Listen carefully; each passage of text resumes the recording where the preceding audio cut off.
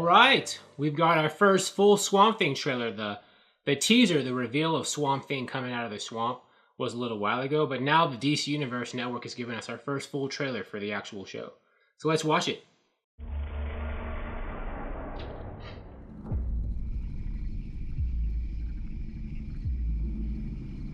Horror movie, I like it.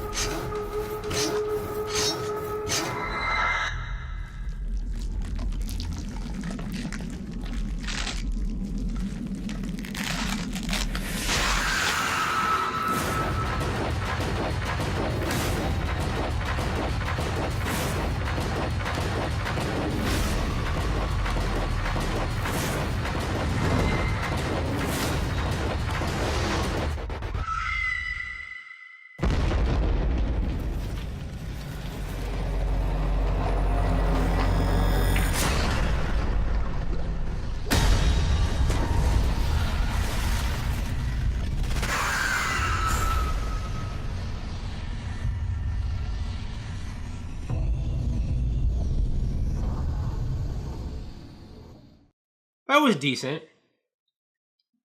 I mean, the whole style of the show, they've said, I mean, they're not giving us anything I guess we weren't expecting, in the sense that the whole tone and style of that trailer was like a horror movie, horror tone. And they have told us, like, there were articles out a while ago saying Swamp Thing was going to be a horror themed show. So I was expecting the trailer to be like that. And that first reveal where he was coming out of the water like a week ago, that had like a horror kind of theme to it, with a dark, color palette, dark lighting. This was like that, with the music. It had this the same dark lighting, but there was this, chilly music, and there was that, sound. I think near when the trailer started, where there was like someone with a saw. There was that guy, hacking sawing. I think that was the Floronic Man, played Jason Woodrue, played by what's that guy's name? I forgot his name, but I think that was him. And we see, like dead bodies and cadavers and weird things coming out, like vines coming out of like dark shadows and stuff. So, yeah, Swamp Thing is going to be a horror show, as they've said. And that's faithful to the spirit of the comics, because a lot of Swamp Thing comics, most of them have horror or dark suspense. That's the tone and of the character, like from the beginning, like when he debuted in the 70s, that's kind of always been with him. So I guess to be faithful to the Swamp Thing mythos and the history, the show's got to be like that too.